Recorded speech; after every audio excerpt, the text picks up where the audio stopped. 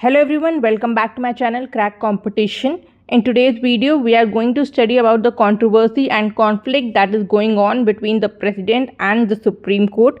But before we move forward, please do like the video, subscribe to the channel and share the video with your friends.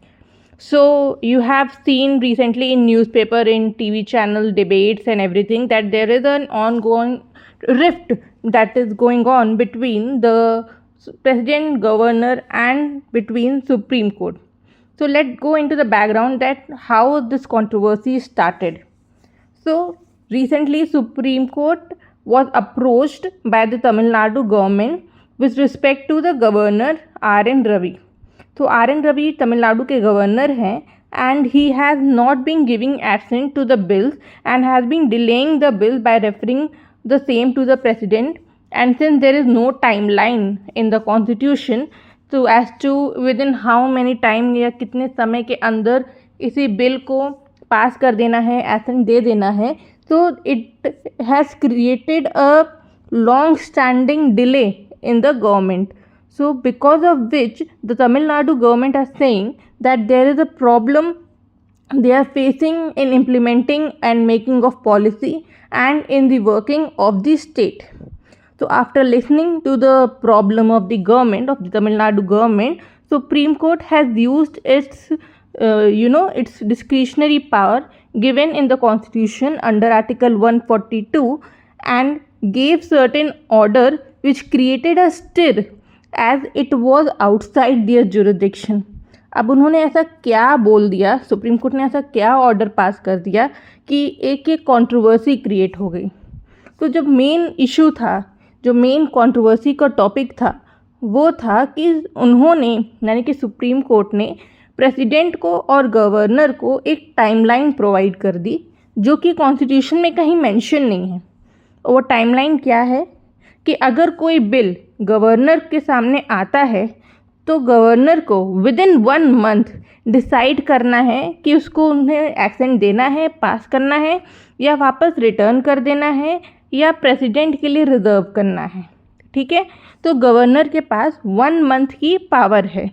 But with respect to president उन्होंने supreme court ने president को भी 3 महीने की power दे दी है कि उन्हें 3 महीने का टाइमलाइन दे दिया है कि उन्हें भी विद इन 3 मंथ ये डिसाइड करना है कि उन्हें ये बिल को रिजेक्ट करना है यानी कि एसेंट देना है कि एसेंट नहीं देना है और वापस रिटर्न कर देना है फॉर सम मॉडिफिकेशन.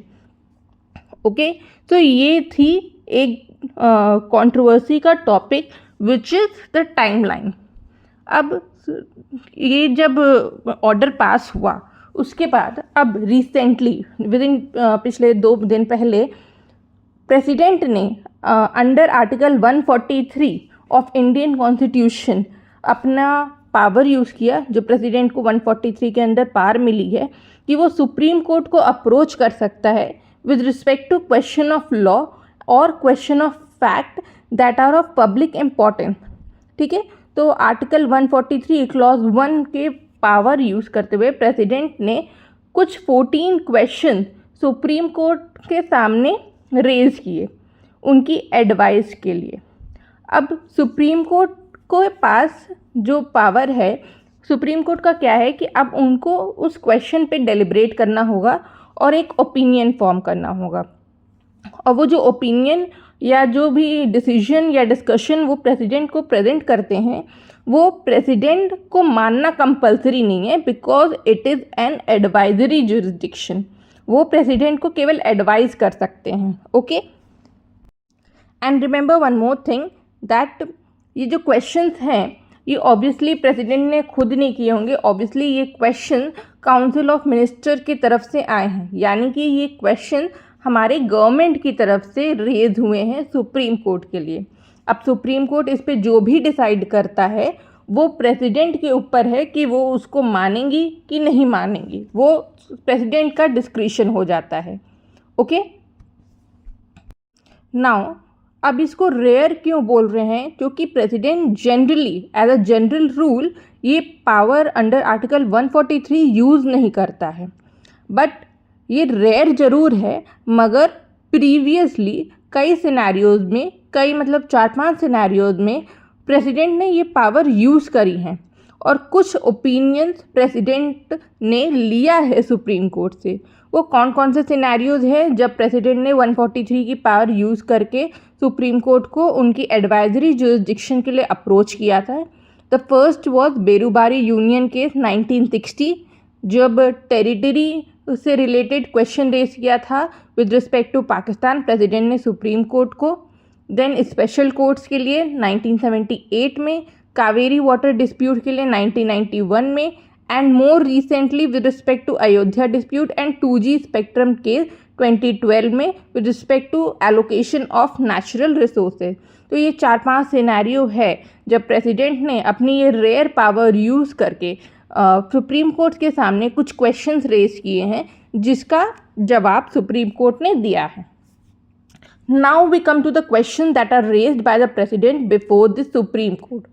तो सुप्रीम कोर्ट पहला ये पूछता है कि जो भी decision president under article 200 and article 201 जो भी डिसीजन लेता है, तो क्या वो डिसीजन अब जुडिशियल स्क्रूटिनी के अंदर आती हैं? क्या ये जो टाइमलाइन प्रिस्क्राइब कर रहा है कोर्ट, क्या कोर्ट के पास ये पावर है कि वो टाइमलाइन प्रिस्क्राइब कर सकता है? क्योंकि कॉन्स्टिट्यूशन में ऐसा कोई टाइमलाइन नहीं दिया गया है। अच्छा, जब ये हमें 1 मंथ और 3 मंथ का टाइमलाइन मिला है, उसमें सुप्रीम कोर्ट ने ये भी बोला है कि अगर ये टाइमलाइंस लैप्स हो जाते हैं तो जो बिल है वो ये मान लिया जाता है कि डीम कर लिया जाता है कि एसेंट दे दिया है। तो क्या ये जो डीम्ड एसेंट है क्या ये कॉन्स्टिट्यूशनली वैलिड है? ठीक है, ये क्वेश्चन रेज हो रहा है कि भाई हमने मान लिया कि चलो बिल हम डीम कर लिए, पास हो गया, मगर जो हम डीम कर रहे हैं पास हो गया, क्या ये वैलिड है कि नहीं है? ठीक है, कैन सुप्रीम कोर्ट अपना आर्टिकल 142 जो कंप्लीट जस्टिस के लिए जो आर्टिकल 142 सुप्रीम कोर्ट यूज़ करता है, क्या वो उसको ओवर यूज़ नहीं कर रहा है? The next question, which is again a very important question that has been raised, is can Supreme Court or any court can intervene before a bill has become a law? क्या वो interfere नहीं कर रहा है? अभी bill law भी नहीं बना है and they are intervening before only. Can they do it? Is there is a violation of separation of power? Very important question. Article 15 of constitution of India में क्लियरली दिया है there has to be a separation of power between judiciary and executive.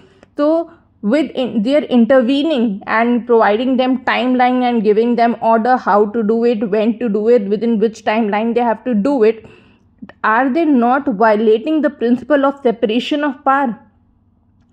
Do these deadline weaken the state power? अब state power का इसमें मतलब है क्या ये जो सेंट्रल गवर्नमेंट में जो सरकार बैठी है क्या वो उसकी पॉलिसी मेकिंग को वीकन नहीं कर दे रही है, उसकी पावर को वीकन नहीं कर दे रही है? एंड डू दीज डायरेक्शन, ये जो डायरेक्शन आ रहा है तो ये जो हमारे 3 इंस्टीट्यूशन हैं जैसे कि जुडिशरी, एग्जीक्यूटिव, लेजिस्लेटिव, या ये इनके बीच में कॉन्फ्लिक्ट नहीं क्रिएट करेगी? ऑब्वियसली क्रिएट करेगी इनके बीच में कॉन्फ्लिक्ट। सो ये कुछ क्वेश्चंस हैं जो मैंने आपको छोटे में समराइज कर दिया है। तो ये question which are very important and very portent question which the president has raised before the supreme court. Now what next? What is the next step? So now, as you know, Justice Gavai has sworn and has taken the oath as the new Chief Justice of India.